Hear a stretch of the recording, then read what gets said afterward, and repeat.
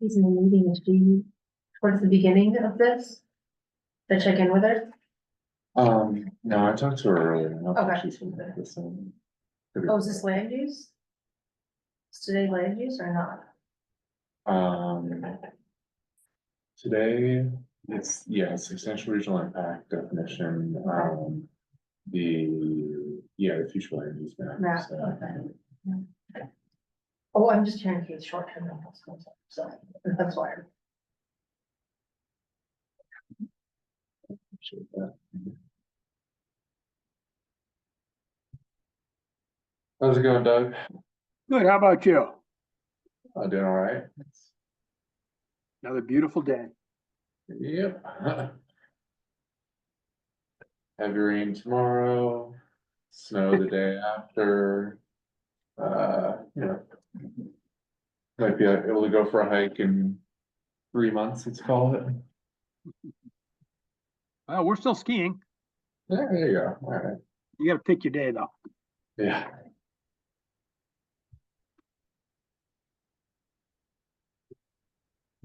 Um. Well,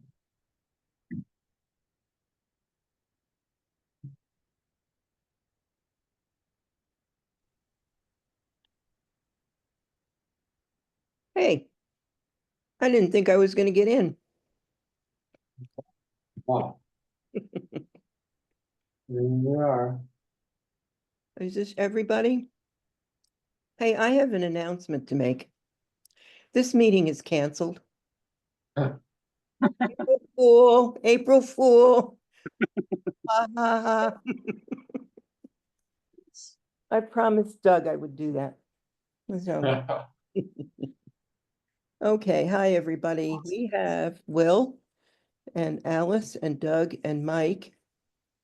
I know John Brabant is coming. Not listening after you said canceled. See you later, Alice.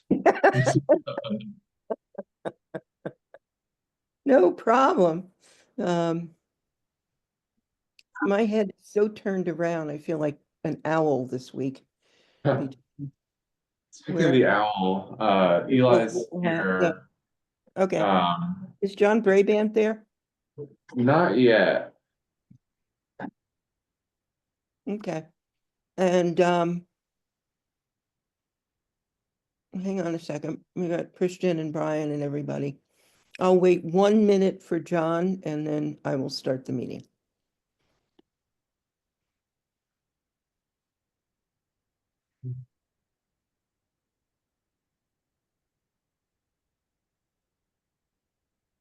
I almost stopped in last week. I was getting my license renewed. New license, same crummy picture, you know. Ow. Oh, wow.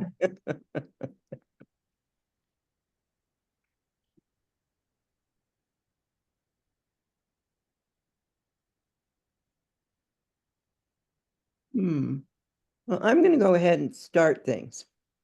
I know John will be here. I know he is really getting stuck in things at the State House, so he'll be scrambling over. And we have a quorum to start, so we're all set. So I call the meeting to order at 4:04 p.m. And oh, rats.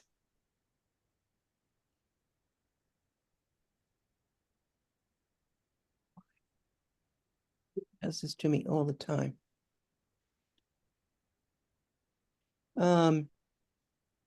What's next on the agenda, Will? My agenda disappeared again. Well, there's the minutes and the public comment. But then, yeah, I guess we do those first. Let's go ahead with any public comments, which I don't see. What I would like to do is I would like to propose a change to the agenda. And that is, got it. And sorry about this. And what I'd like to do Right. is take the future land use map discussion and move that up to right after approval of minutes. Take the topics for further discussion and move that up to right after future land use map. And then the substantial regional impact definition discussion would be our last thing today. Do I need to tell you a reason? What I think is I think we really need to get right into the future land use discussion and our topics for further discussion. I'd like to add to that will kind of be a, how do we move forward from here process, and what we're recommending. The committee, both the committee and the staff. So does anybody have objections to this? Tell me I'm crazy.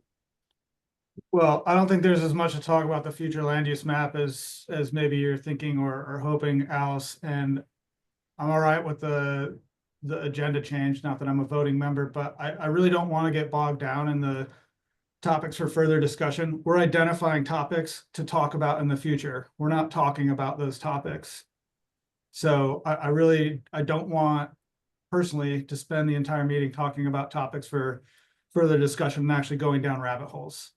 Well, I think there may be some disagreement on that by the committee members, because we have worked on some which I've distributed, plus some of my comments. And I have had a long conversation with Christian about how we're doing as a regional planning commission. And we've discussed ideas about understanding where we're at now and what the priorities are right now, but how we can also add value to the regional plan process. Even as the priority item right now is getting our future land use plan and future land use map going. So that's why I'm asking to move things around. Do any of my committee members think I'm nuts or have anything to say on this, agree, disagree on moving the agenda around? Yeah, I'm fine with moving it. Let's just get going. Okay. Yeah, same. Okay, so we will do that. And from here, it looks like we don't have any public comments. I think I've done that. So let's move forward with the approval of the minutes from our last meeting, which was when, in March something? March 4th, I believe. Yes. Has anybody, have we all taken a look at them? They seemed fine to me. If nobody has a problem, I would ask for a motion to approve them. So moved. Okay, now a second? I'm guessing we're all in favor, correct? Aye. Okay, Aye. There's John. yep, there's John, great. Hmm. So.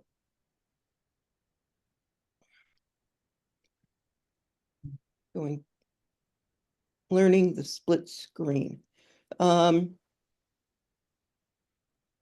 let's move right in then to our future land use map discussion.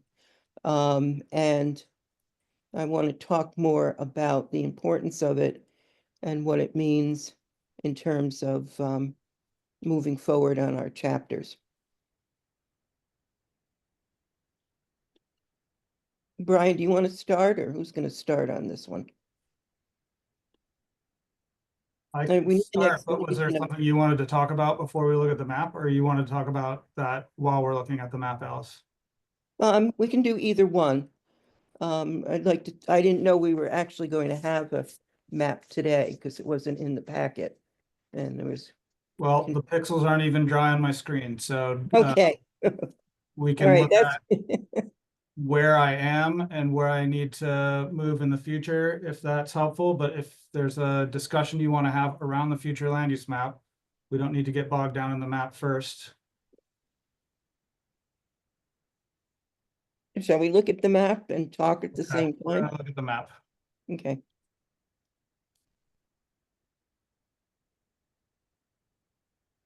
You can see my screen? Yep. Okay, hopefully everyone had a chance to take a look at the methodology that was passed around.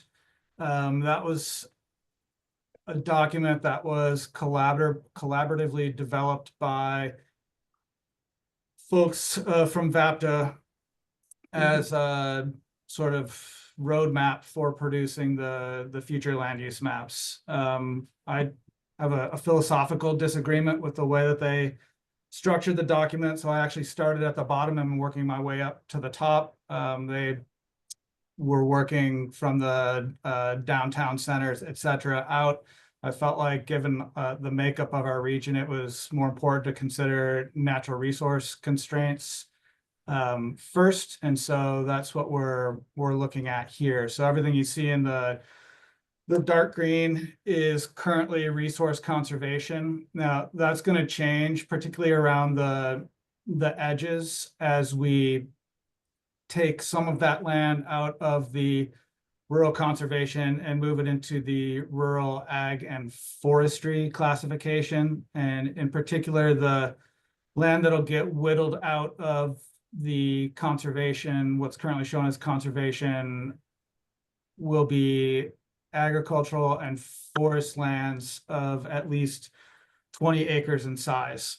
Now, I'm curious, and again, this is something that was referenced in the methodology. So if you haven't had a chance to look at that, that might be news to you. But I'm curious if anyone had any reaction to that portion of the methods, the justification for removing that, and I'll read the exact language that was included, is if I can find it, basically to talk about the high importance of working land. So taking it out of the conservation and putting it into that ag and forest. So yeah, I'll stop there and see if anybody has any feedback on that. Yeah, I didn't follow that prioritization when I read through the guide. Meaning you didn't agree with it, Doug, or you didn't understand it to be that? I guess a little of both. Let's see, I'm trying to get to the document. Yeah. Brian, where is that where is that, just to get me there? Yeah, that is Page. on page 19. So mapping process, bullet number 3, remove the parcels with 20+ acres of ag or tree canopy from the protected lands layers to represent that working lands and forestry are of high importance.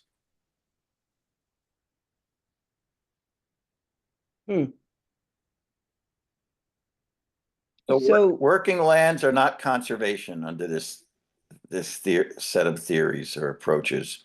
Forestry is because it's an active forest harvesting or management. That's not conservation either.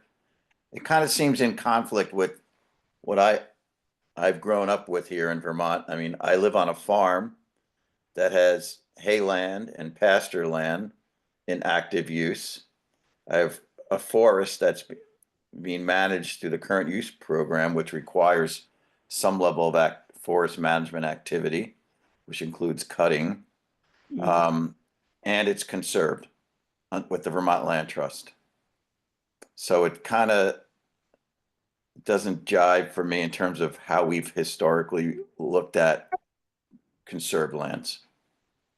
And in fact, the Land Trust has a list of, they solicit interested young farmers, folks who want to go into farming. And you have to come up with a plan. Usually it's a competitive process. If there's a farm up for sale that the land trust has, right of first refusal and oversight of its sale, its conveyance. They want to see a business plan, and they want to see that it's going to be farmed. They actually do not want to see the farms become luxury estates for wealthy people who don't really care if it's conserved because they just want us in a state. So that's doesn't jive with how I view or learn to view things here. And just before we go to you, Mike, John, point of clarification, are you saying we should be more aggressive in removing land from the conservation class and putting it into that ag and forest class? No, I think ag and forestry should be considered conserved land if it's active, or at least if there's an easement on it. Maybe you're not looking at that level of detail, but No, we can. I mean, we will at some point be looking at the parcel scale to, and I have already done that for some of this with like the enterprise zone, and we can talk about that in a minute. But you know, I have a version of the current use data. If I turn that data on, it might take a second to render on your screen, but you'll now see there's a lot less dark green. And so all of the light green that you see are current use lands. And so we'd be taking a fairly significant amount out of conservation. And again, I'm just not sure that's the right direction. I'm not asking for that. I guess I'm asking for the opposite. I thought I misunderstood that you were saying if something's in active farming or forestry that it's not conserved. I thought Correct. that, Yeah. I think that's what this document says, John. Yeah, and that's why, John, I was, and Doug, I was seeking clarification because I Yeah. actually agree with you, both of you.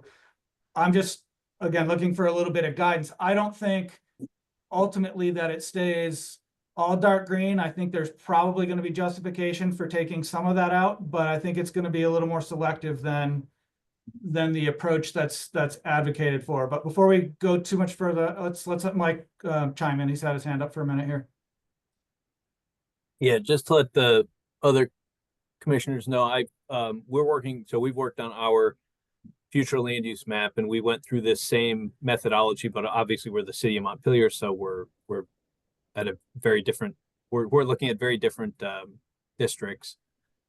But in general, when it comes to these things, my comment I made to Brian and the others at the RPC was that when I see the word rural conservation, you know, I think I'm with you guys. I see two buckets. You've got preservation and you've got conservation. And, you know, I think they're kind of merging and mashing the two together. And I think it loses its value. I mean, preservation is where you're going to have, you know, not having logging, and you're going to have walking and maybe hiking trails. But for the most part, it's being left preserved. You know, a significant class 1 bog. We're not going to be logging that. We're not going to be logging over, you know, 2,500 feet or whatever. But whatever the rules are, we would have areas that we're going to preserve and areas we're going to conserve. And the conserved areas are your working lands. I've always considered conservation working lands, and preservation are those lands that the Nature Conservancy picks up because it's of, you know, exceptional or unique natural communities that really need to be protected because they are unique. So that's how I've always seen it, but it's not the way these rules are set up. And it was one of the observations that I pointed out to the RPC that I think it's going to be tricky when the words don't match what you have in your head. It's going to be hard to justify and you know, kind of clean up. But and if I could just add, there are levels of protection. The highest level is what Mike just spoke to. Preservation, meaning stay on the trail, don't even walk off the trail because you might step on some, you know, rare and endangered plant or something. And Nature Conservancy tends to work on those kinds of projects, yes. Preservation. And then there are lands that might also be have a conservation easement on it, but they're in active management, like my property. Mm-hmm. But they cannot be developed. They cannot have houses put on it. They can't have solar or wind energy projects built all over them. They can't have a gravel pit, et cetera. They can't be clear cut. That's another level. Basically, there's a conservation easement. You can't develop it. And then there's So, I point of mean, use. what I'm hearing is that the committee is advocating for a more nuanced approach to taking land out of the rural conservation. And I just want to remind folks that the methodology is just that. You know, we should follow it. I'm not advocating for going rogue, you know, at least not right away. It's important that we meet the intent of statute, and if we can get there by following the methodology, then we'll do that. But you know, we've all been tasked with our respective regions to handle our respective regions, and we're trying to coalesce around a set of ideas that will guide us. But it's not going to be one size fits all, and so you know, we'll stick to the methodology to the extent we can, but we'll definitely be sticking to the you know, what's passed in the legislation, and make sure that we meet our objective that way. And But again, the legislation speaks to the current use program, the use development, whatever they call it. I'd have to cross-check the. That's not really, that's an incentive program more than a conservation program. I mean, it has the effect of conservation, but right now the conversation at that State House I just got back from and late to this committee is to weaken the disincentives to develop, putting your land into development, i.e. the penalties. So that land may very well in the future get highly developed if some of the voices at the legislature have their way. So just because it does not have a conservation easement. That's And all. John, you have, on your, you have conserved land in effect, right? On our property is conserved. There's a Conserved. conservation easement held by the Vermont Land Trust, yes. Right, and you have logging that can happen on your property. Yep, only according to a management plan. Right, you have a Management management plan and you have a forester that comes Yep. to help. Mhm. Okay, because I learned about that. We have one here in Waitsfield where same thing. It's conserved land, but the owner has a forest manager come in and help him manage and decide what can be logged and what shouldn't be logged, and et cetera, and no clear cutting. Yeah. Doug? Yeah, two things. John, I also have a conserved property with Vermont Land Trust. Everything you said applies in my experience. The word protected in this description is sort of a strange word, because conserved is different than preserved. Conserved is a level of protection. It seems like it's poorly drafted, but I think the concern that Brian brought up is the way we have to interpret it. I don't agree with it. Mm-mm. So Doug, I'm not sure which instance of the word protected you're objecting to, but the Vermont Protected Lands Database is not the most accurately named data set. It includes protected lands, it includes conserved lands, it includes use value and appraisal lands, but you can actually parse those details out at the individual polygon level. So when I go back and take another look at this data, what I'll be looking for are things like what John's already mentioned, like, is there an easement on the property, in which case that really argues for keeping it in that rural conserved class. We'll see about the others, and we'll have, you know, a deeper conversation about this again, because I don't necessarily know that I'll quote unquote get it right just by sifting through the data on my own. But I have a better idea now of an approach, and I'll show you in a future meeting some variations on where that approach leads as it relates to the rural conserved versus rural ag and forestry, and then I think we can take it from there. And there's like a 20, what'd you say, 20 square feet or 20 acre piece that would come out of the conserved land or remain in it? The recommendation here is to identify agricultural or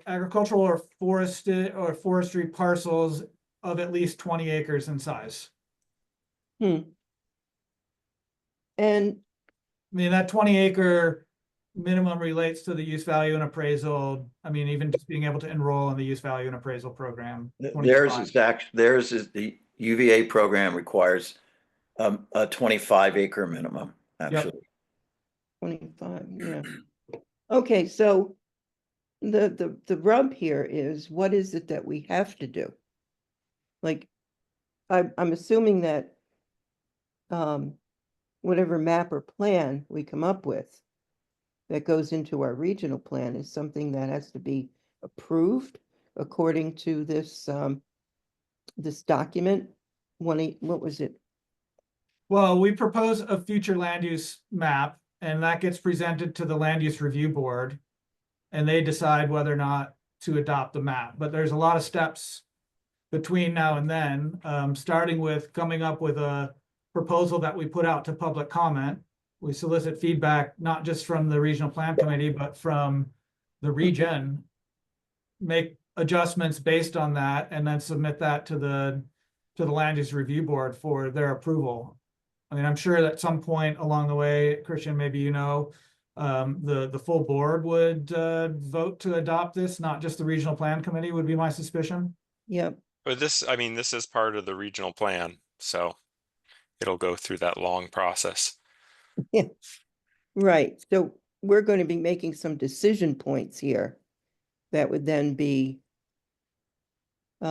presented to the Board of Commissioners. And if we're changing or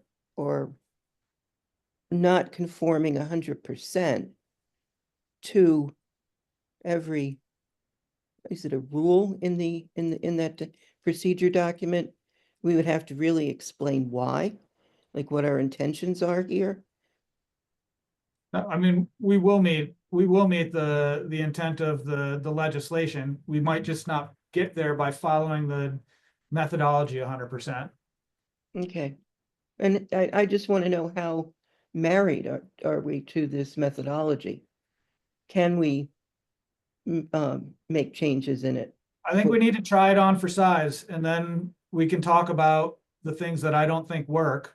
And I'll get feedback from you all about what you would like, based on my feedback on what I think doesn't work. So, I mean, an example of that is what we just talked about today, but that's not going to be the only time where there are some complications. And if I can just take a step back for a second, you're looking at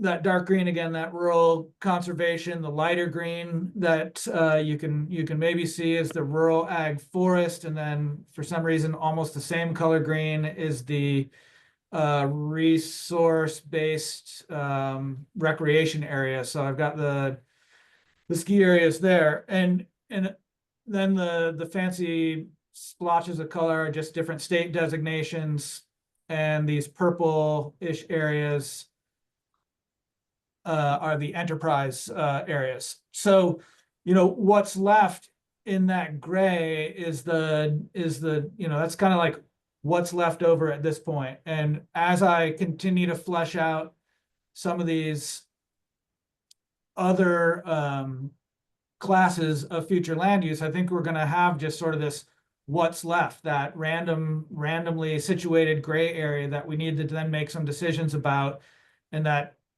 might be something to do more as a group, and it's something that I'm sure we'll talk about at an upcoming staff meeting as well when we're ready for that. Yeah, John. So like the gray area that we're calling enterprise areas, that's just the default because they're not in current use. They're not. John. Pardon me? The gray area is not the enterprise area. The enterprise area Oh, okay, I These can see it purple better now. splotches. Oh, okay. Not, So what's the whole what's rest of the gray? region is not enterprise area. Oh, okay. Oh, I see. That's like the Get industrial down off park. your rant, John. I'm not proposing anything that crazy. No, I just didn't understand what the definition of that was. I thought there's a new, so the gray is just No more. Unclassified. unclass, okay. Currently good. unclassified. Okay, An very good. enterprise area is a location that features a high level of economic activity. So it could be an industrial park, it could be resource extraction. I show this one right here, although this is problematic. This is a bunch of resource extraction, but you're not supposed to have these easy connections to village centers. So this might actually, some of this enterprise area might actually change into, well, will likely change into another category here coming up. But yeah, the way I'm thinking about this is taking it as far as I'm comfortable with based on, committee input, and then saying, okay, here's what we have left. How are we going to decide on what to do with what's left? Either informed by the methodology or by the preferences of the committee. So Mike, I think you were next with your hand. I think Doug was sorry, just Doug. before me. Doug, Okay, two quick things. The guidance document we've got envisions submitting a plan that doesn't conform in all ways and provides an opportunity to explain why it still meets statute. So the path exists to argue and explain why we might wish to do something a little bit differently. It's part of the process consideration. And the second part's a dumb question. The land use map that we will submit is what we're looking at here. It's a one presentation that you can drill down into to get to the highest level of detail or zoom out on and see the entire state. It's not multiple sheets or multiple maps. It's one document which has all the data in it. Yeah, at least in the short term, but that will likely change. Well, that will definitely change once the land use review board makes decisions about what's allowed to be entered into tier 3. My understanding is that tier 3 conservation is going to be represented as an overlay. And I would suspect, although I don't know for sure, that the tier 1A could also end up being an overlay. But what you've put up on the screen for us to look at is the future land use map that will be part of the regional plan when it's fully developed. Correct. Thank you. Mike? Yeah, Brian, if you want to just shuffle over to Montpelier, you're pretty close. So you'll just see a little bit of a difference. So if you guys just take a mental snapshot of kind of what you see here, you'll notice in the, in the south, there's a conservation piece. And in the north, there's a conservation piece. But if you want to jump out, let me share screen. I can show you Montpelier's, and you can see just a slightly different. So this is when we followed that same methodology and we built ours from the inside out. So we're starting with the high density that the methodology is talking about. We've got our downtown core in dark blue. You've got the growth center in the light blue. And let me see, what was the other ones here? Oh, this one might be the old one. It's got the neighborhood residential. So let me see if I can grab up the. I think it's the same color scheme for the revised one, Mike. I feel like I remember that from meeting. Yeah, I thought I had grabbed. I hit land use 5. I must have grabbed the wrong one. But the some of the key differences, this is pretty close to what we were talking about. This actually turns into all planned growth area. But some of the keys are down here where there was conservation. We have this as ag forest because even though it's conserved, it's all a farm. And so we didn't consider that to be conservation. And this land over on the left is all forested and is part of primary forest, interior forest blocks, or the ones that the state identifies as the highest priority for conservation.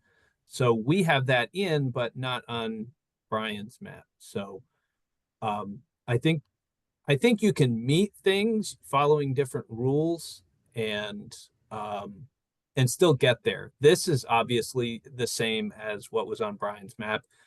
Up top, this actually overlaps with the Wrightsville Reservoir. So Where is the Goldman property, the farm?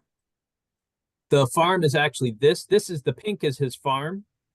He owns all the green and the blue. So he has a growth center. He's in the growth center, which is why this is blue. Oh, wow.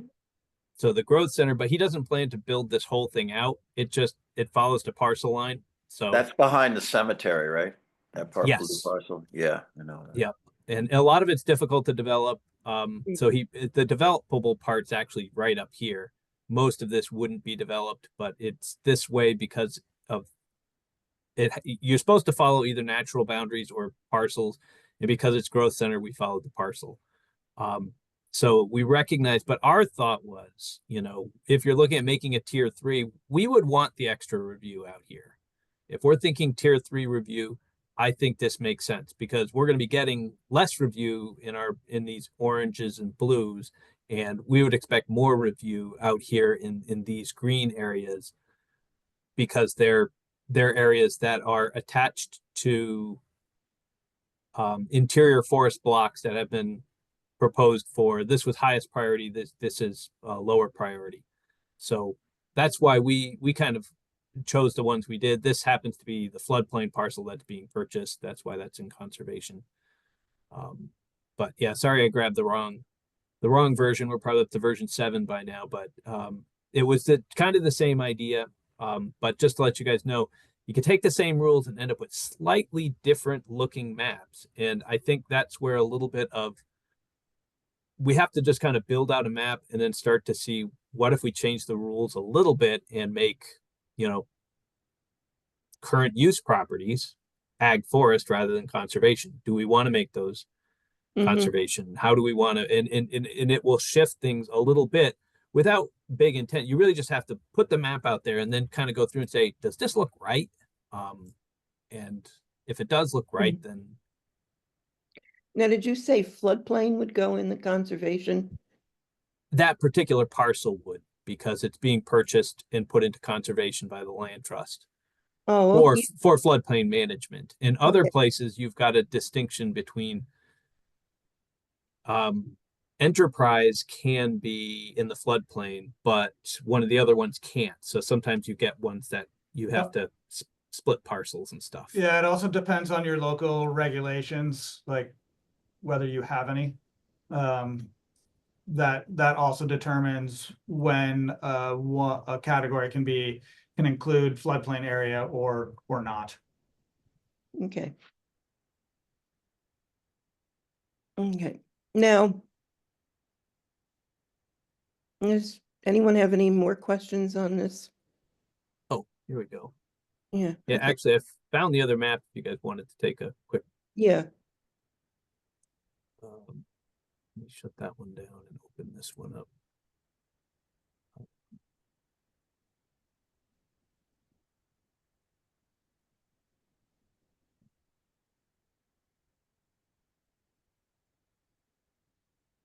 Sure.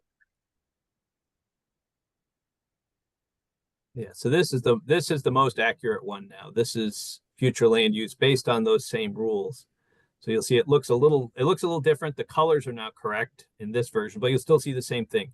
This is an area identified for conservation, and as we view it, this is tier 3. This is the most important to not subdivide and not develop. These are working lands in the lightish blue. Some of these are current use properties. And the purple is the planned growth area, and the dark purple is the downtown center. So you kind of get a sense of these two areas. And we've been able to, work with the state to talk about some of these and Brian and folks about like this down here is kind of, we call Gasoline Alley. It's Dunkin' Donuts and Cumberland Farms. So we took that out of the downtown. It was part of the downtown. So we pulled that out of the downtown. That's now enterprise because it's not, but these other areas, Berry Street is in the downtown. These are mixed use out. So we followed the rules. And then, you know, we as a planning commission are starting to sit back and look at it and just go through and say, okay, if we followed the rules, this is where we kind of end up. And what do we think? Where are the areas of conflict? This being one, you know, that's Alan Goldman's property is both forest block interior. You should protect it at all costs. And it's also a designated growth center. All right, we got to make a choice because we've got two things. We've said it's already a growth center, keep it as a growth center. And that's where we're gonna put the that's the one that's got to win. We can't have two, so that's the one that wins, and we protect his back area. We shuffled a couple in the previous one. You saw they were all in conservation. We actually shuffled a bunch of those into forestry. Only the city-owned parcels are in conservation now. This is city-owned, and we actually shuffled all of this, which if people are familiar with this area, this is pretty steep. But that also attaches up top. So, but I think every one of your communities is going to have this same base map that it's not black and white, yes or no. You're going to have a little bit of fungible, a little bit of pushing things one way or the other.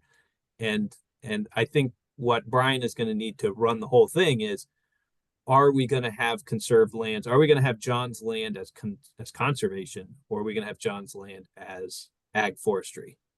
And because right now this parcel in the bottom is currently conservation on Brian's map, but on my map, I have it as ag forest because it's actually an agricultural piece of land. Maybe conserved, but it's ag. So anyways, that's some of the dynamics, just so there's some thought that you can play, not necessarily play with the stuff, but you've got, it's not as right there. There's a little bit of playing that you can do to push things in and out. And like this here, there is actually a version 3 being made. This is Murray Hill condos. Mhm. And actually that is now in planned growth area because it's got to be within a quarter mile of the sidewalk, and the sidewalk is right there. So it is within a quarter mile, so it can be put in. So we're going to put that in.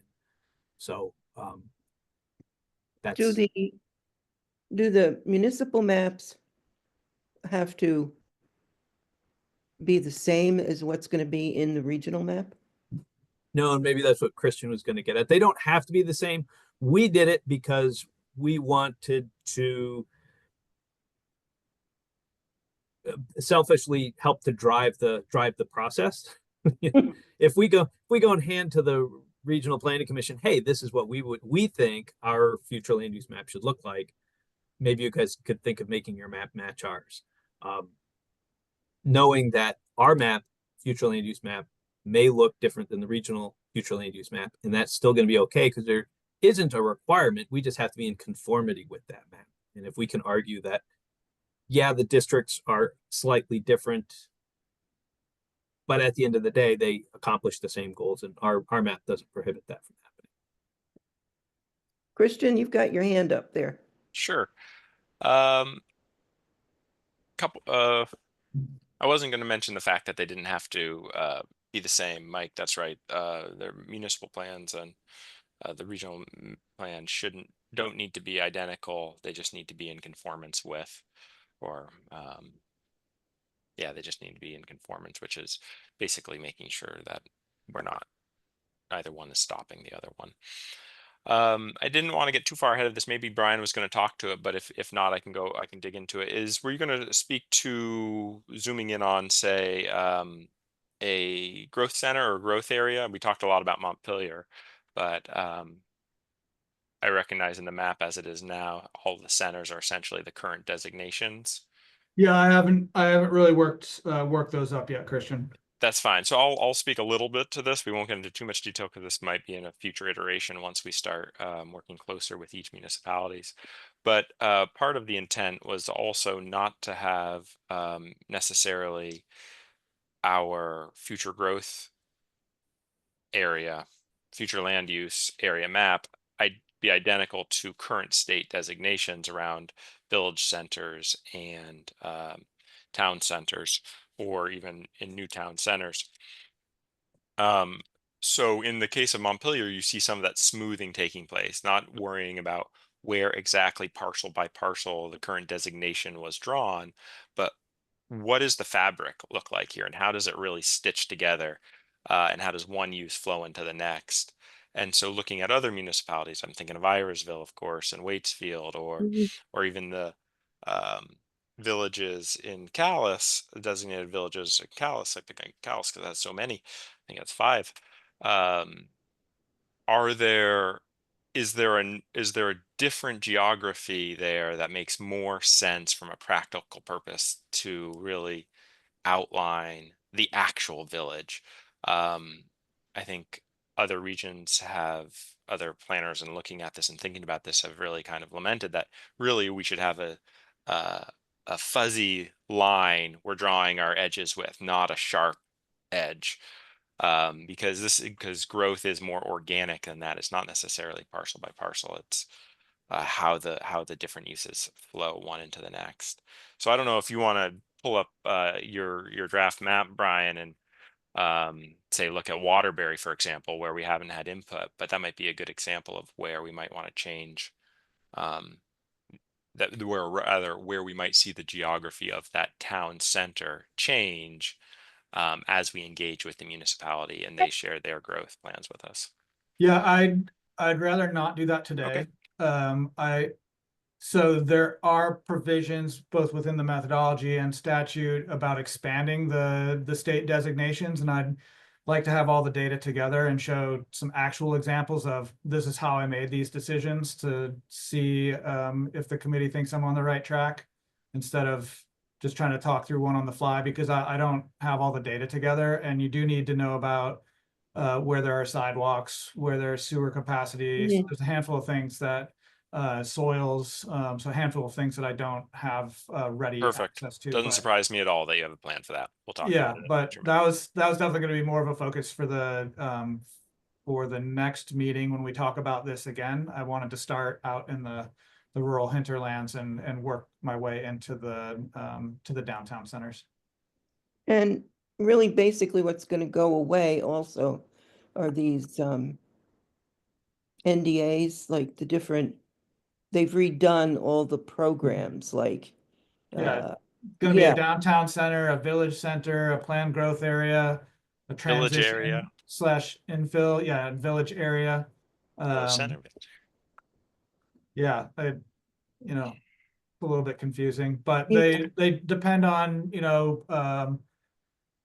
the presence of certain types of infrastructure, particularly related to pedestrian travel and water and wastewater. mhm. I can tell you that, one area where we're lacking good data is on water supply. So that's a little bit of a lift to be able to get there. We do have sewer service area data, but we don't have water service area data. I don't know why, but those are the cards we're dealt with. So we'll figure that out accordingly. You're talking about things like source water, like Municipal water. municipal water. Okay. Yep. Hmm. So the one last thing I wanted to mention about future land use is the survey. We've had the survey out for, I don't know, a handful of days now. We've got 40 responses, and would recommend that folks, or request that folks promote that through their various channels so we can get some additional responses. It looks like right now that Waterbury is has the most responses at 8, but we've got 40 responses overall, and we got until May 15th. So we got about 6 weeks of additional data collection. And if folks are interested, we can take an early look at the results at an upcoming meeting as well. Yeah, and how are these results going to, they're supposed to help us make decisions on these areas? Yep. Okay. Yeah, the survey did significantly change from the first time we looked at it. And a lot of the recommendations that were made. I think Doug made recommendations about what are your 3 priorities or your 5 priorities. That made it into the survey, which was a good thing. Sometimes when I went through it, I felt like it was repetitive, but that could just be my impatience going through a survey, you know. So Brian, what are you going to need from us moving forward? I mean, I'm just gonna bring more topics like the rural conservation, rural ag forest to subsequent meetings and talk through them after I've had a chance to work my way through the data and identify either questions that I want your input on or to discuss shortcomings of the methodology and proposals for the approach that we should take to move it forward. Do you need any comments from us as we read through the procedures more? You know, ahead of time from meetings, or just, I mean, if you've got thoughts and you want to send them to me directly, I'm happy to review your ideas, for sure. okay, I will caveat that with, please don't expect long and detailed responses, because if I'm doing that, I'm not working on the map. well, yeah, and I can, I'm used to it, I can explain this all. I'm sure Mike is too, but I can explain all this to the committee members. It doesn't mean he evaporated or, you know, time traveled somewhere. Christian, could you talk a little bit about what we talked about how this future land use planning is affecting our progress right now? Yeah, absolutely. I'm happy to flesh out some of the details there. This process, we all knew it was coming, but we didn't have the guideline and methodology really until I want to say February, middle of February. So there's nothing really we could do to get out ahead of it. As a result, now that it's here and now that it's kind of in many ways, I mean, it's a big deal, right? So we want to get it in a draft format, and we've prioritized it. But as a result, it's really tearing up all the bandwidth of a number of staff and what we're able to do and work on with the regional plan. So yeah, as you all know, Brian's been busy pulling this together. In some ways, it should, as he gets that sort of initial structure in place, we'll be able to start expanding that scope again to dig into some of the other key issues that are at the top of the list for the regional plan progress.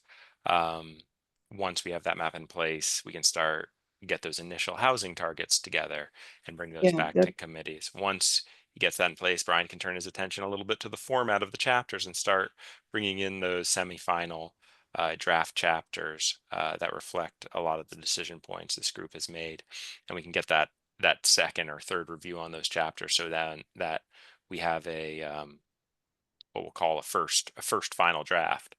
But really, this is the big elephant in the boa constrictor right now, and I can speak from not right now, but generally line of sight across the office. Brian is way in the red, keeping this moving. So we are just dealing with capacity. As unfortunately, we're building our GIS capacities, but much of that still lies on Brian's shoulders. So I know he's working as quickly as he can, and once we get in a little better place, we'll be able to expand that and shift our attention back to some of the areas I know you all are eager to dig back into as well. Okay, and what we as a committee have talked about is what can we still be doing for the regional plan while this one particular, overarching and important piece, like you said, the thing caught in the boa constrictor's throat right now. This needs to be done for many, many reasons to complete our chapters and complete what's in those chapters.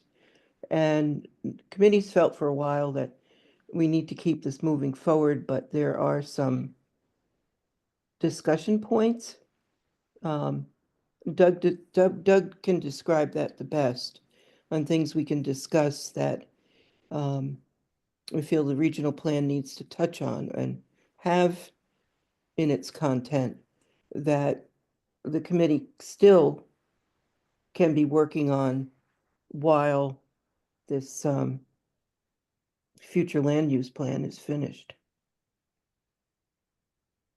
And that's the point of the document I sent out that Doug started. I did some fill in red. What's bubbled up, I'm not sure how it did with Doug, but it certainly did with me, is the short-term rental ordinances. It's really a hot button issue. It's a big issue.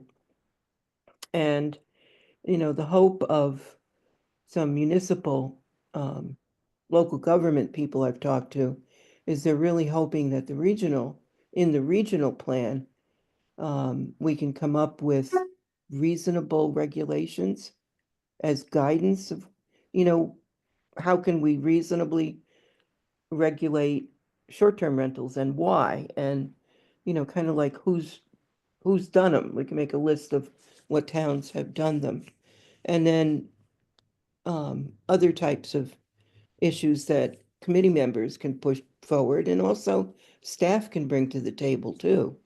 I mean, what about, you know, staff's got to have something that I think they can add to these chapters. I mean, what about the reality of the budget and funding landscape?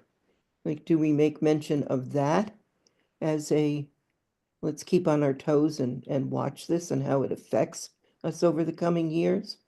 Are we going to go back and make some changes if they occur in between regional plan versions, you know?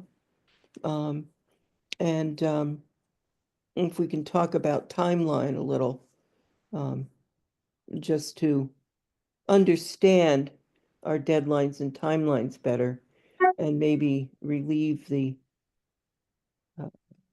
stress we've been under trying to figure out what do we got to do? What do we got to do? Do we have to have 2 meetings a month? Still, things like that. John, you have some comments? Yeah, to the extent that, I don't know, there's across the board agreement that short-term rentals are creating a number of problems for those who live here, you know, choose to live here, make their lives here, raise their families here. It would be really great if we could get the state to join hands with us and assist us in discouraging, like current use encourages a certain behavior, through tax policy, discouraging those kinds of behaviors. Right now, for whatever reason, tax policy, economic situation is highly favorable to short-term rentals and disfavorable to renting, leasing places to Vermonters to live in. And there was a great discussion for those of you, you might have heard it on Vermont Edition on VPR yesterday. They touched on this, that the new tax commissioner, Bill Schuldice, fourth or something, Bill Schuldice, they get into this discussion about, you know, we're facing a real financial crisis for all the reasons we know, you know, because of the federal shit show. And so looking at how can we kill a lot of birds with one stone, you know, through tax policy, we could, with the help of the state, we could discourage short-term rentals and maybe shift things in a better direction so people aren't holding on to these properties as investment properties, but rather maybe shedding them because they're not a good investment in the rental market, but maybe a good investment in the family home market. So just something, I'm putting that on Christian's radar because he finds himself he and staff find themselves at the legislature. And I think that's really important, and to have the state help us on this, and it would help the state generate revenues to help balance our stressed budget.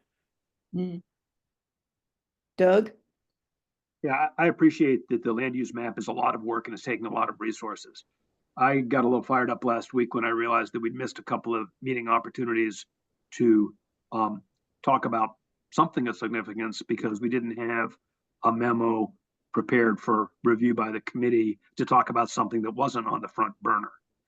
Because my understanding when we talked about sort of the new program 2 months ago was that the staff in the course of developing the chapters would identify issues that needed committee input and resolution and present that information to the committee for discussion and resolution. I gather not everyone remembers it that way, which is fine. So I put together a quick list of, hey, here are some topics varying from pretty good ideas to probably not a very good idea of portions of other chapters that could use the attention of the committee, presented with the same sort of staff work to clarify the issue. And those could be ready if we get to a point where we're not able to work on the land use map. So that was the idea behind the list of topics that I put out there. And my hope would be that other people would look at it and go, oh, that's a good idea. Well, that's not a very good idea. I've got a good idea. And more ideas would come up from staff and committee to have an idea of what are the several areas that are going to be controversial in each section and how do we create the information for the committee to review and resolve them. So that's the background there. Yeah, and we keep our ear to the ground for issues like I'm hearing that there's lots of talk right now within the climate action group and private citizens that come and make public comment. It's a big push to end biomass as an energy source using biomass.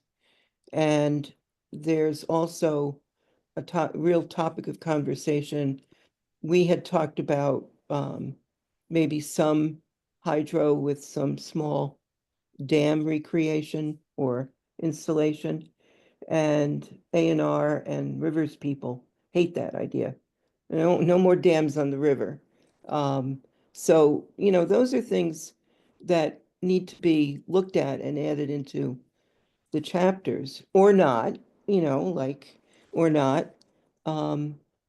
But you start hearing issues that probably should enter into our discussion on regional plan priorities.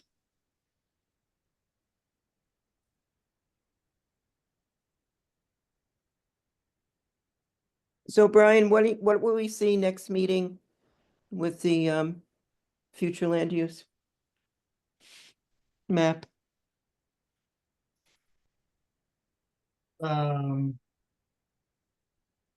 Whatever I get done between now and next month, but more with a focus on refining the rural conservation, rural ag piece, and then starting to flesh out the downtown centers and village centers, etc. Okay. Okay. I want to talk about this list though, because I'm really unclear on what is being asked for. If you're, Doug, asking for a memo on each of these different topics. No, not at all. Okay. I'm throwing some ideas out and in the hope that in the course of developing the chapter, staff will think that, oh, that it might be something that we do need to get input on, or that list is incomplete and quick. Here's another topic that needs to be addressed. But just thinking about our next meeting, you're going to work on the future land use map and it will be advanced to some amount, but I don't think it's going to take a lot of committee time in the next meeting because how, you know, what are the questions that are going to come up? What else are we going to look at besides the land use map and how will those decisions be made? Who can work on a topic that's got enough meat to it that we can review it productively and help the process? Okay. Yeah, I mean, that makes sense to me. That list is not a request for action on each item. It's a, let's have a dialogue out. Here's some ideas. What are those ideas from staff? What are things that can be addressed in parallel with the land use map? I have a question or maybe a suggestion that early on in this process, we had talked about a number of threads that were things that, crossed chapters, but needed to be addressed throughout the plan. And I'm wondering if that's something that we could revisit at some point. I think affordability, climate change, I can't remember what the other ones were, but I think there were about 5, maybe threads that we had talked about. 3 threads that we had talked about. I'm looking at them on the wall. Disaster That mitigation. maybe when there's a lull in just processing time, that's something that we could focus on and how to incorporate those into the full chapter. And another thing that would be helpful for, I think, as the authors of the chapter, is getting some of that feedback back from you guys, like the short-term rentals. It would be really helpful. I think it's difficult in writing the chapter to have a regional approach, but you could have something in the chapter about possible approaches that municipalities could take. And then there Right. could be, you know, there are different, state regulatory mechanisms that, you know, could be presented in there as a state or a regional approach. But I think as far as ordinances and registries and those sorts of things, it would be more of a, this is what a municipality could do. Exactly, Yep. Not a prescriptive, this is what municipalities should be doing. No, but I exactly. think this is a topic which would benefit from sort of the summary state of play in our region. This is what different towns are doing. Yeah. A third of towns have some regulation, a third of towns don't have any. These ordinances that have been developed go this direction, those go the other direction, and sort of encapsulate or present the issue throughout the region, and then try to come out of that with some recommendation that the regional plan would like to make. Okay, yeah, and it might be good to look to other towns too, like I know, Alice, we had looked at Burlington actually states in their ordinances that a short-term rental has to be owner occupied. Mhm. That's completely changed the landscape for what short-term rentals are in that region, so. So we can present those sorts of things as possibilities, but then also maybe do a roster of who's doing what in the region. Exactly, exactly, and I have some ideas on it based on starting up the process in Waitsfield. You know, what a municipality has to do is look and see what problems it needs to solve, like what are we addressing that needs to be addressed in ordinances. Doug and I talked about Waterbury, who's starting with a registry. Waitsfield is starting with ordinances and probably bringing a registry in at some point. You know, so there's lots of different ways to do things. And the Warren draft is pretty good. You know, we're talking with a select board, planning commission, ex-planning commission member there. I think our time frame, we do have to have something in June or July, Christian. Is there something specific you're thinking of? Yeah, I just want to know what it is. What our high level time frame Yeah, yeah. is?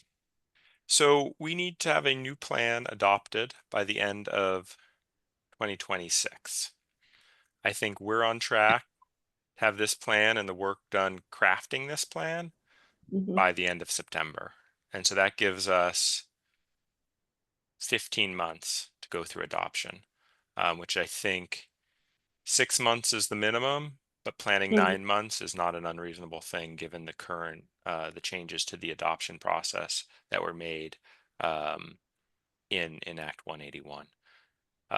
So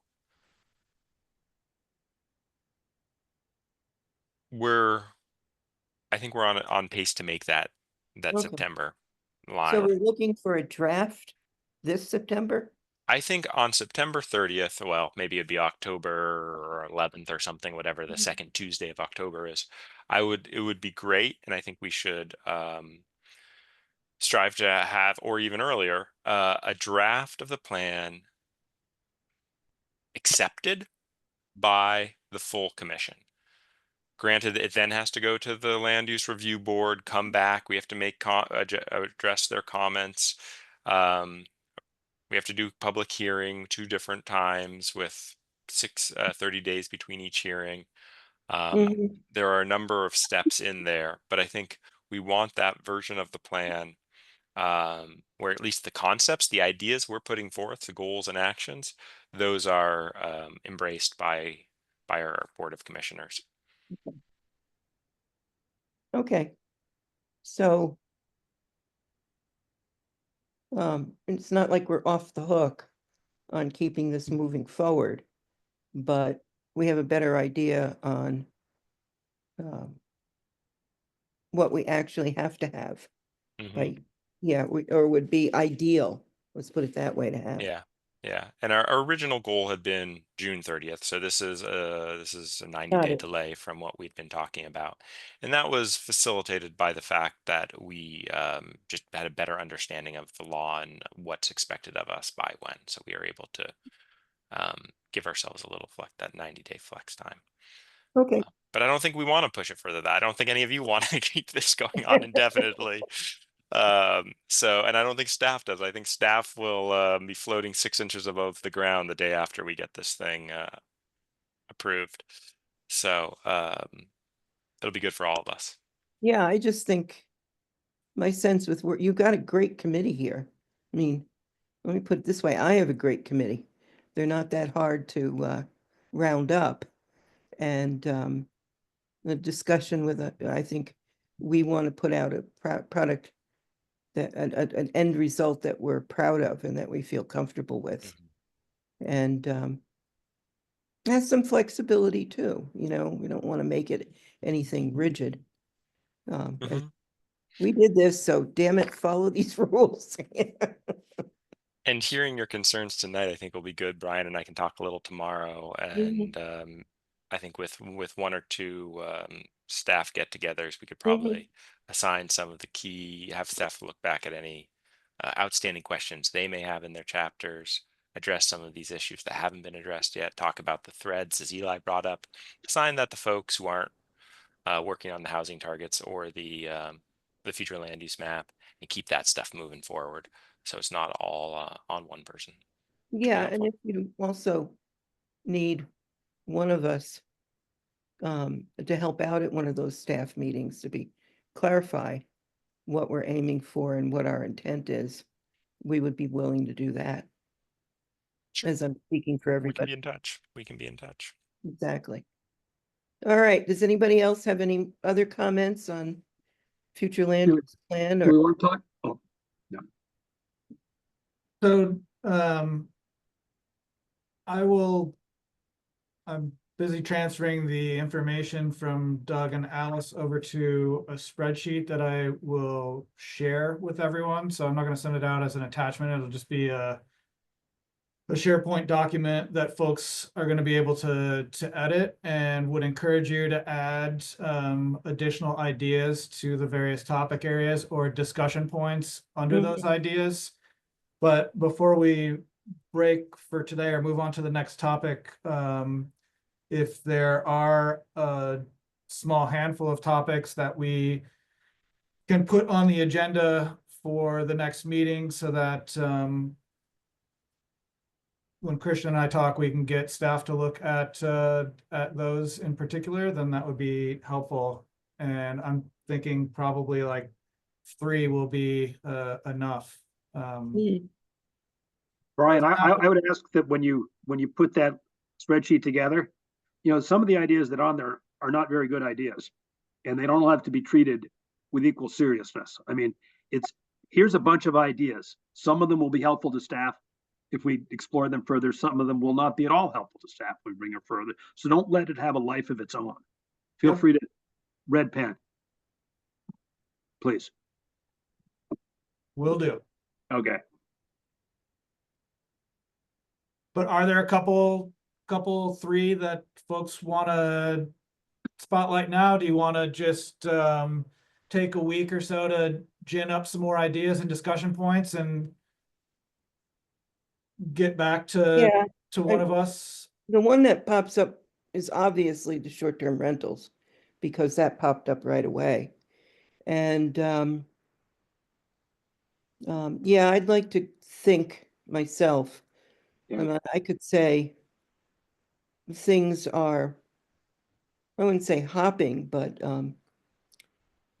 being worked out for the draft of the climate action plan and public meetings on that.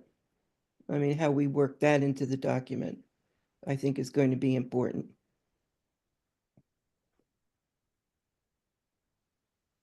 Well, you know, as you think about these topics. Yeah. You need to think about how they actually fit into the regional plan. Just because Mhm. they're important doesn't mean that they need to be addressed in the regional plan. Otherwise, we're gonna have the same issue that I think I vaguely recall when we first started this effort of trying to whittle down the page number. If we talk about everything that's important, Right, yeah, it's gonna be a multi-volume document. So, Yep. you know, in relation to these ideas that are coming up for further discussion, one of the main points of emphasis needs to be, you know, does this fit into the regional plan? And if so, how does it fit into the regional plan? So. Yeah, okay. And then we could segue, I think, right into maybe a 10-minute, 15-minute discussion on the, here we go again, the substantial regional impact. Did I get it? Well, yay, discussion. We're not in a hurry. Again, everybody, we don't have to hurry up and do something here. The project review committee itself determined that we need more discussion time on that actual substantial regional impact piece. What we were happy with was the procedures, and we voted on those, and the procedures that we're going to follow are in place for the project review committee. But the other thing, the substantial regional impact review, is still under discussion by the project review committee. And they all felt that it still needed to be. They want more input from us, which Lee kept calling Alice's committee. So that's a draft, Alice, what was in our packet today? Yeah, yeah. Oh, okay, I didn't realize that. And so I think the point is what does go into the regional plan, how I'm trying to think of the word, how hard it's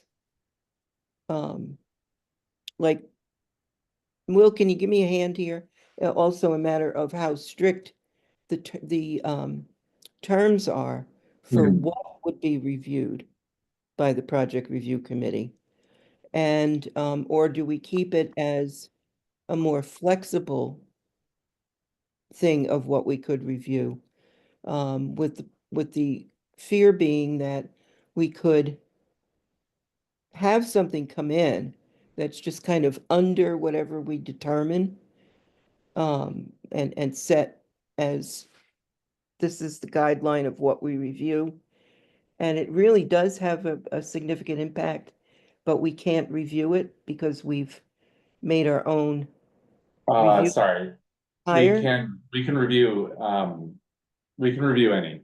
That's, sorry, this is so the substantial regional impact is not, does not say what we can and cannot review. CVRPC can comment, so CVRPC in Act 250, Section 248 and Section 248A is allowed to comment on the conformance of a proposal to the regional plan. So that's basic, that's like what we comment on. And then substantial regional impact is used to basically, so the minimum is that we're required by law to have a definition of substantial regional impact in the regional plan. So we'll do that either way, whether that's a very specific definition or or not. So basically where, I see Doug's hand up. Sorry, Not interrupting, just waiting Okay. patiently. Gotcha. Okay. So basically, so CVRPC is allowed to comment on the conformance with the regional plan of any of these state permit applications. Substantial regional impact is, CVRPC has chosen to use that as a way to basically as a filter for which projects go before the project review committee, because they're generally on any given month, there are usually too many projects, too many applications for Act 250, Section 248, Section 248A, for it to be worth the project review committee's time to really dig in, like really dig in deep in each of those. So it's basically figuring out, okay, which ones of these, beyond the few that we're required to review in depth and comment on, which ones are we gonna, really like focus on? So it's not actually, we are absolutely allowed to focus and review in depth applications that do not meet the definition of substantial regional impact. But it helps, those are the ones that we choose to, and then also, in addition to any that staff or committee members see that maybe don't meet the numerical thresholds, but they say, okay, this seems important, so we're going to review this in more depth.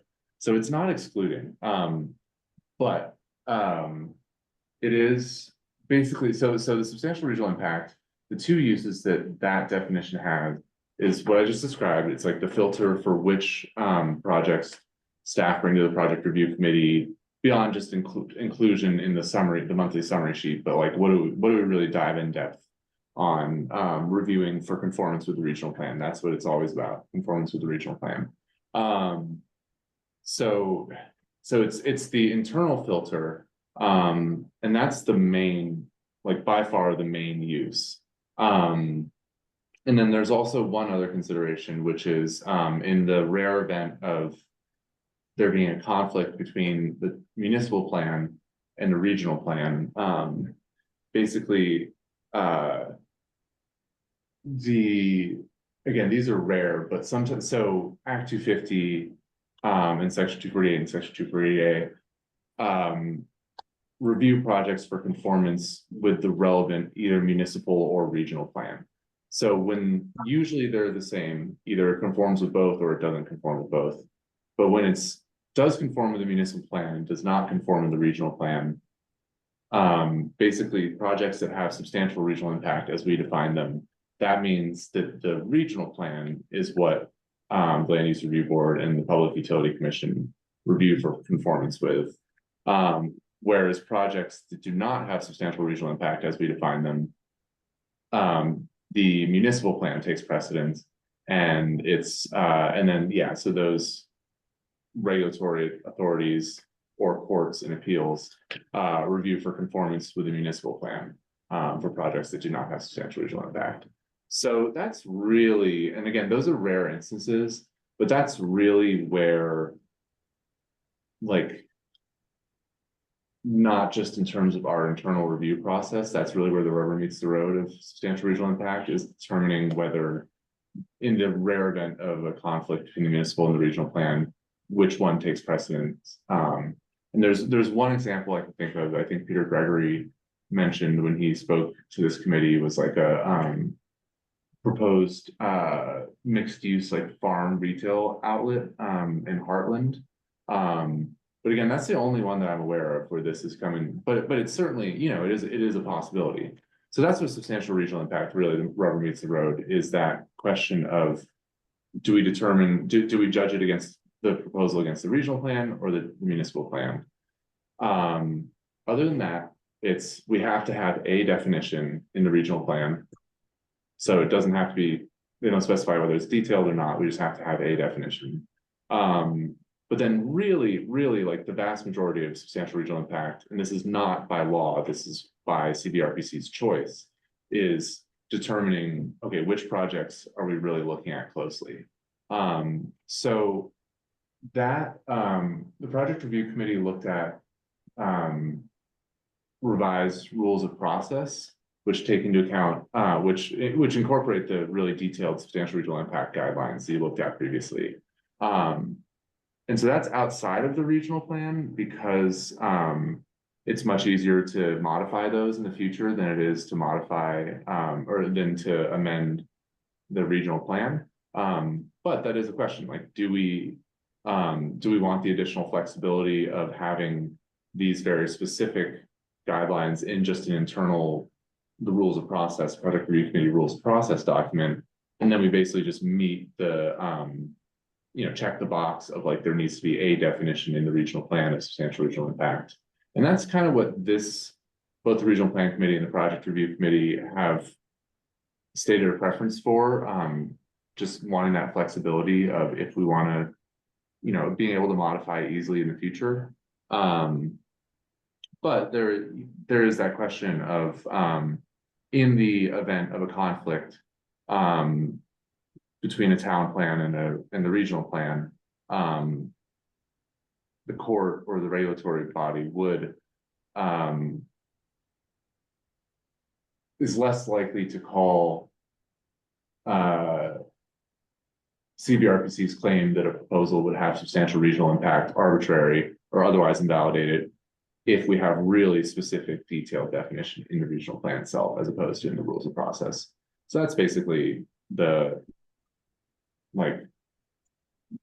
pros and the cons bit. And sorry, that was not exactly concise, but it is a complicated issue. But yeah, so it mainly the question is ease of modification versus how important it is that the regional plan take precedence over municipal plan in the event of a conflict, which again is rare. So sorry, I see Doug's and Christian's hands up. Who was first? I believe Doug. Doug? Okay. Just a question on the proposed new definition. Mhm. How did an affordable housing development of 5 units get argued to be a substantial regional impact? That doesn't seem Oh, like wait, sorry. The packet has the old definition, which is the current regional plan, and then it has the proposed definition is not. That was just removing exactly your question, Doug. Of like, I don't know what was going through their heads 8 years ago. I misread it. I'm sorry. There's the paragraph and the 3 bullet points, which is like, in my opinion, a definition, and then there are just some like statements following it, which So I just misread it. The proposed not to hate on my definition process. eliminates that paragraph, as the label says. Thank you. Yeah.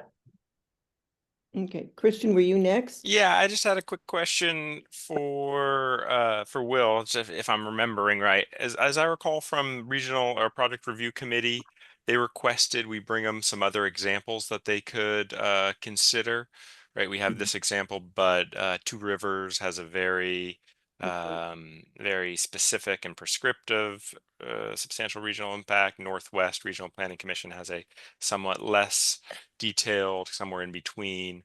And then our old definition was very vague, right? So we're going to give them a couple, my understanding is we'd be giving them a couple more examples to consider before they made a recommendation. Is that accurate? Yeah. Yes. Though I do want to get back to the point of if we're including any numbers in the definition in the regional plan, then that kind of gets rid of the benefit of having easily modified rules of process of the project review committee. Because if we modify the rules of process, which have very specific numerical thresholds, if we change those, which is the point of having the thresholds, the numerical thresholds outside of the regional plan, then they have to be consistent with the definition in the regional plan, which means we'd still have to go back and amend the regional plan's definition. So it kind of eliminates that benefit. So I don't, that's what there may be times they want to do that, right? There may be Okay. times or issues where you want to take that stand. So I'm just saying, like, just to like,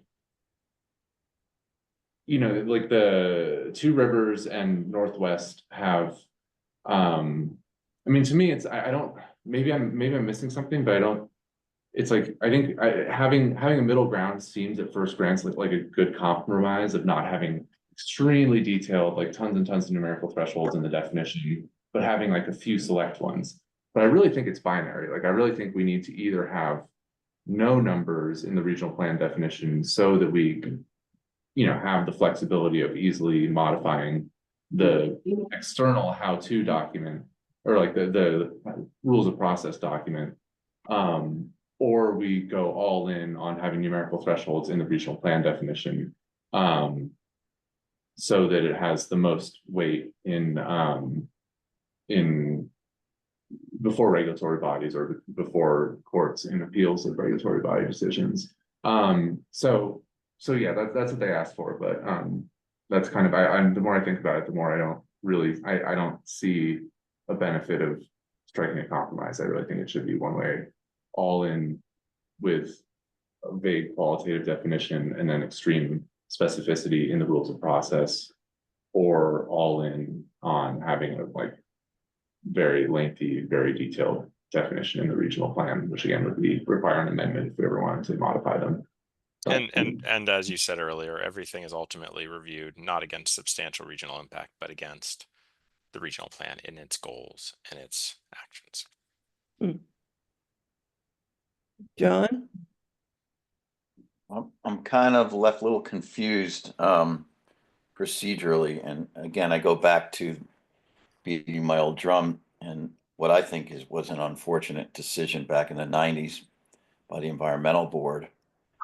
Without specific criteria, they're going to default to the developers generally plans.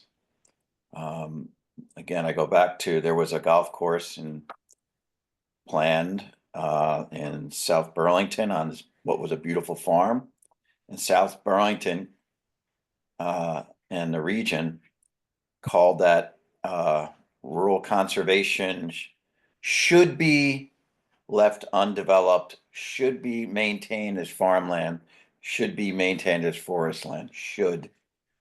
And the E-board, John Ewing was chair, said, nope, should is not shall. And so if we get super fuzzy, I mean, that's what they don't like at Act 250. And there's now long case laws, 30 years of it, upholding that and following that decision, that fateful decision. And so we give away our authority in the Act 250 process by providing flexibility. And so we got to be mindful of, do we want this plan to just be a pretty thing we put on the shelf that has no regulatory effect or minimal regulatory effect? Or do we want it to have teeth, like Two Rivers actually stopped that project? So Because- John, I just want to clarify a little bit, because we agree with you on you need to have those teeth in your plan if you're going to stand toe to toe with a maybe I'm permit. confused. Absolutely. All right. And this is confusing. Will and I have spent way too much of our time debating what each term means. And oh, but wait, right? So we've been doing this internally. We get to do it 40 hours a week, thankfully, because it takes us that long. But we have our regional plan and its standards. And when we comment against our regional plan.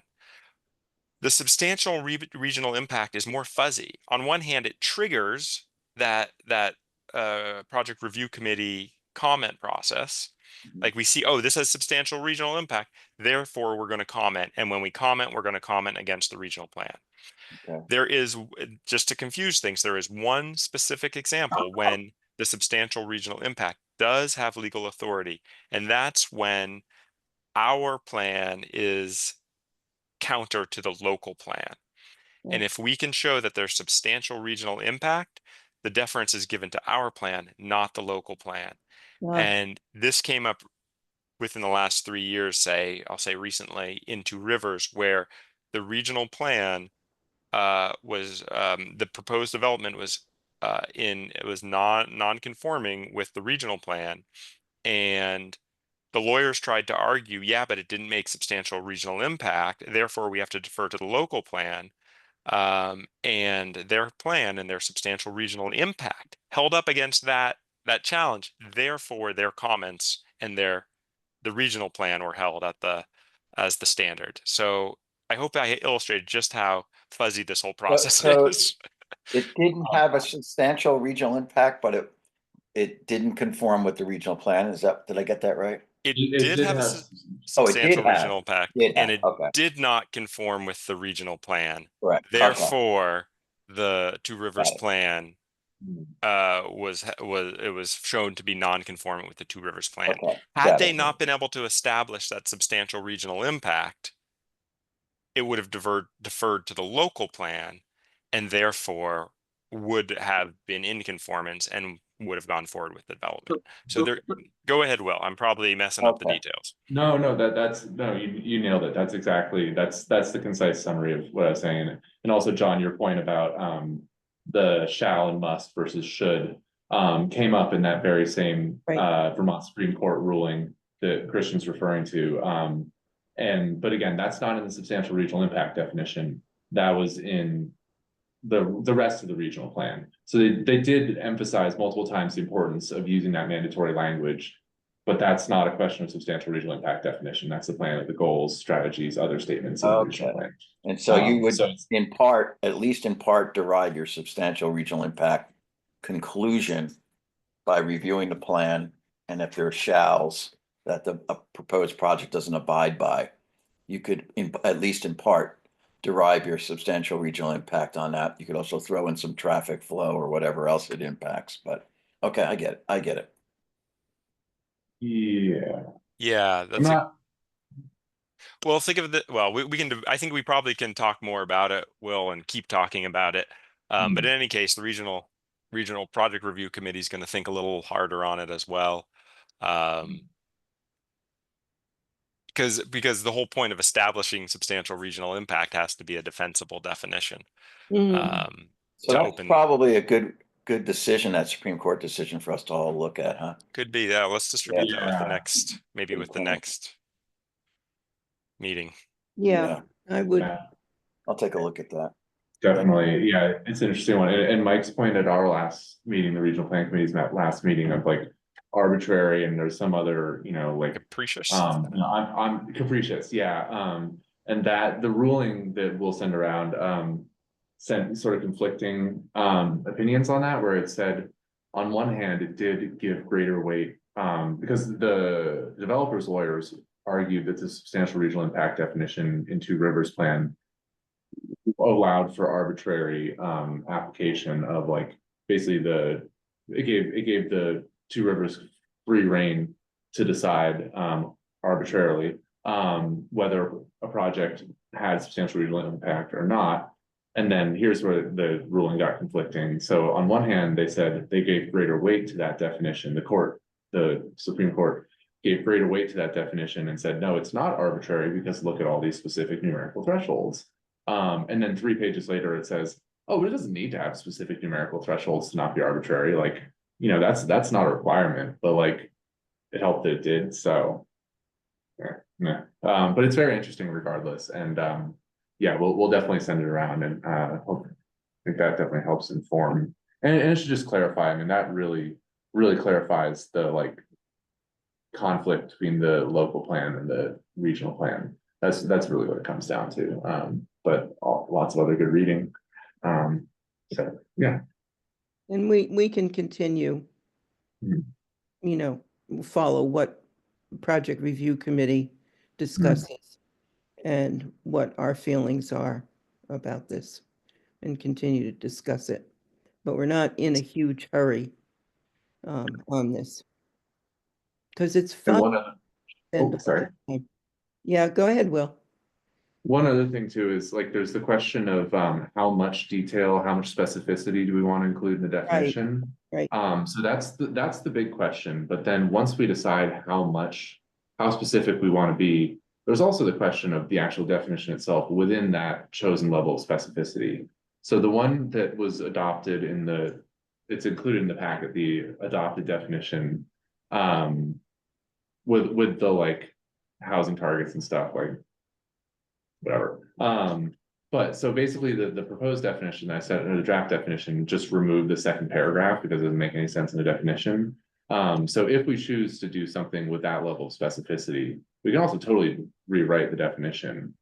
We just want to, but first, we just want to make sure, like, okay, are we choosing the right level of specificity? And then once we decide that, there's a lot of room for improvement in the definition in the previous plan. So by all means, we can work on that too. But yes, as Al said, it's there's not a huge rush. But we do want to keep you updated on that because it's important, at least for the project review committee, how they review projects. And then so that's mostly falling into the rules of process.